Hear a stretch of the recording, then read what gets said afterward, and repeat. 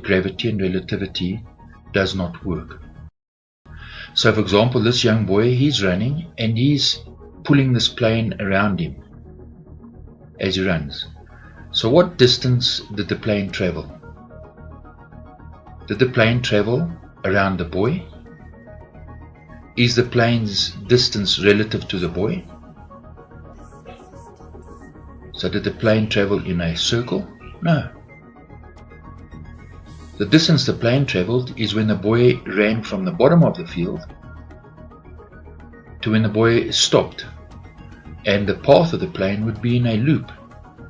So the distance is not around the boy, but along the boy's path that the boy ran. Now let's look at speed. You see, this boy is running and he's flicking this plane around him. As the boy runs, the plane would have to fly faster as it flies in the direction that the boy is running in, and slower when the plane is behind him. Because if the speed is constant, the boy would actually run into the plane. So they'll tell you that the plane speed is relative to the boy.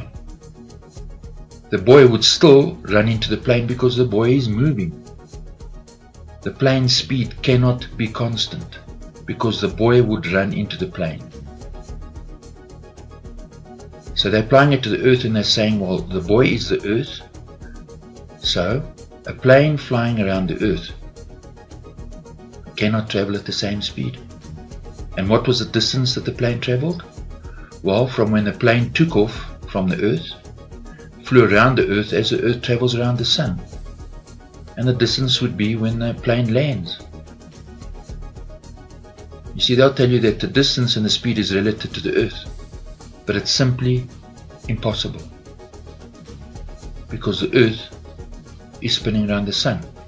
So how then does gravity, which is pulling the plane towards the earth downward, how does gravity force the plane along its flight path so that the plane continues to maintain its speed relative to the earth as the earth spins?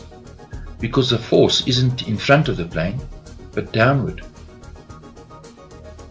How does gravity pull the plane when the plane's behind the earth, and then pull the plane in front of the earth? You see, because the earth would actually smash into the plane. So the speed and the distance the plane flew, doesn't work.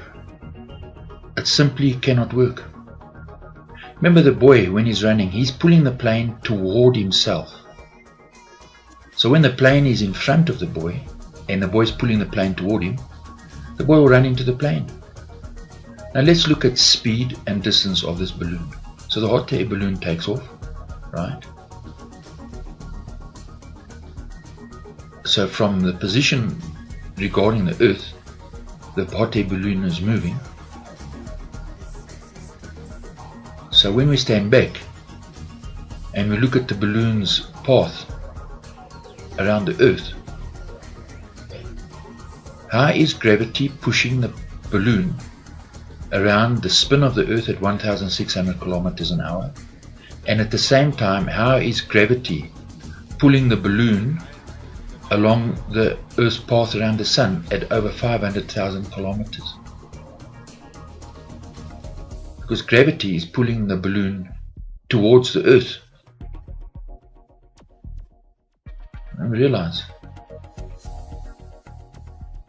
that it only works if the earth is stationary, and the only momentum that the balloon has is its position as it's flying over the earth. You see, they're trying to tell you that the people in this balloon will only feel the motion they have that is relative to the earth.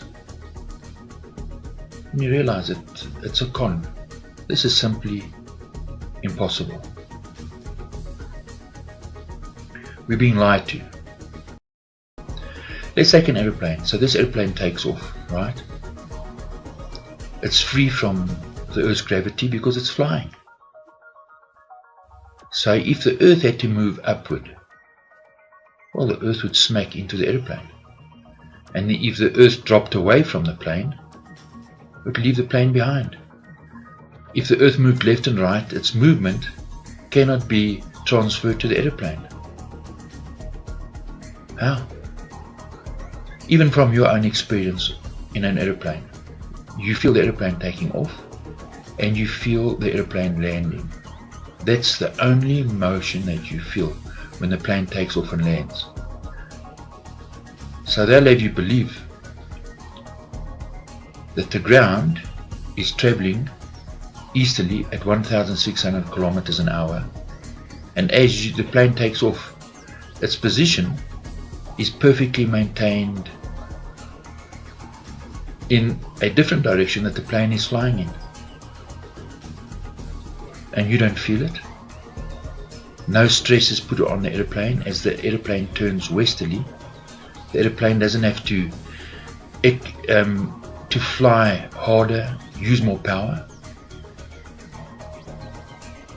But the plane automatically now just flies magically in the opposite direction of the Earth's motion. And if we stand back, here's the airport. So the plane is taking off. So the airplane doesn't have to take into account the spin of the Earth or the Earth's motion as it moves around the sun. See, the plane only magically takes off and lands. That's all you feel. We don't feel the Earth's rotation or its movement around the sun. Whereas we can see that a plane flying westerly and a plane flying from south to north, both planes will experience different forces.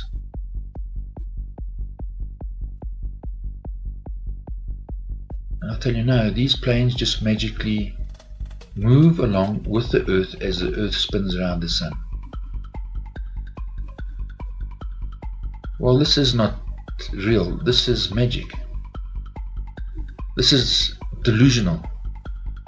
This is simply impossible. How can this be real? How on earth can people believe this is real?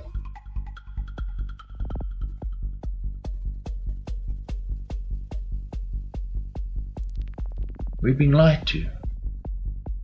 So, the International Space Station and the Hubble telescope is free from gravity in outer space, yet will move along the Earth equal to the speed of the Earth and the spin of the Earth as the Earth travels around the Sun, and gravity is pulling it towards, and the Earth won't smack into the space station or the Hubble telescope. Now, when we look at Isaac Newton, so we are told that this man wanted to share his knowledge with the world. But when we analyze what he's teaching us, we realize that things don't add up from the get-go. So we are told that Isaac Newton was sitting under an apple tree and an apple fell in his head, and then he discovered gravity. But yet, all the people before him somehow never noticed that heavy things fall down, and they were able to build massive buildings.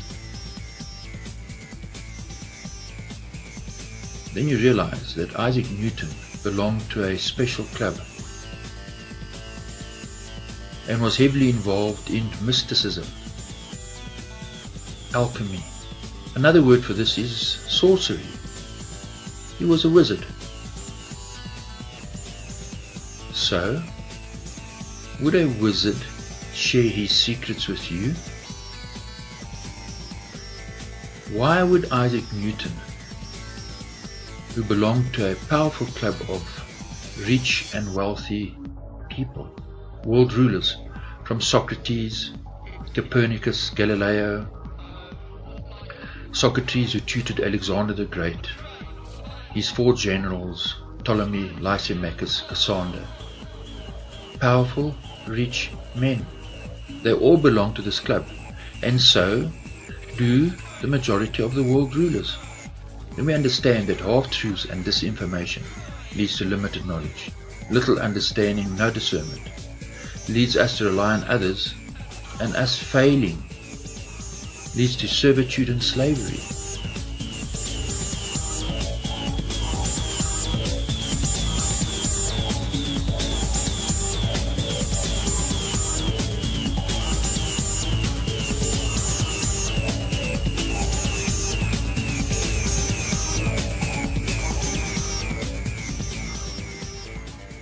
You're a workhorse.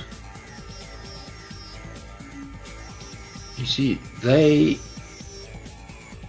are in a position because they have the knowledge, and the knowledge is not to be shared. The knowledge is not for public consumption. When we look at the world, you see, our horse is dead. We're not benefiting. So something's wrong. Something's horribly wrong. A byproduct of knowledge is peace. Peace and security between humans and the natural world. Yet we don't have this. We see a minority are having success and are becoming very wealthy, while the majority of human beings are struggling and are sinking deep in the mire.